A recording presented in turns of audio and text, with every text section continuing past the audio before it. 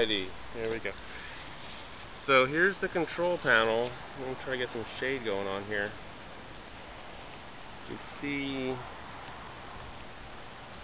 hard to see, as the temperature is set, plugged in, everything is working operational, and you go to push this button here and all you get is a clicking noise.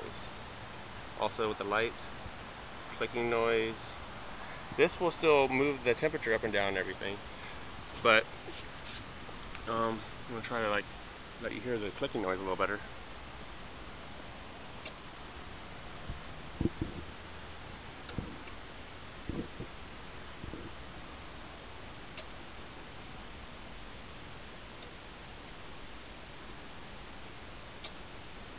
Okay, well there's a couple clicks for you, and I can kind of hear the noise.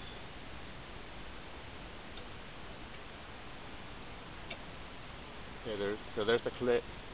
The same click happens with the light inside that box, but the light is turning on in the hot tub. The main problem with this is, besides that we want to turn the hot tub on, it's not working, is that when the temperature is set to 104 for the temperature that we want, and it's at 102, the jets are not automatically turning on and automatically heating up, which is making our hot tub cloudy because it needs to filter at least an hour a day, and for some reason it's not turning on. Okay, so let's go to the next problem, which is a leak. So, to give you an alternate perspective, this is one side of the hot tub where there's no residue, there's no leaking going on over here. So this is our negative example.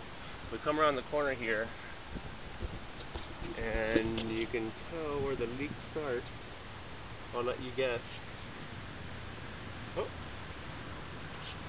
It looks like some water has some chlorine in it and evaporated on the inner part of the hot tub.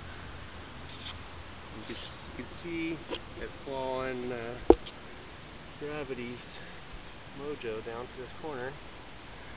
So this leads us to believe that the leak started down there and came down to this corner.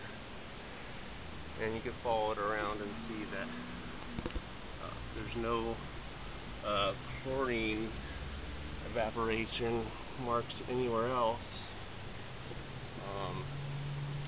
only right around where the leak is.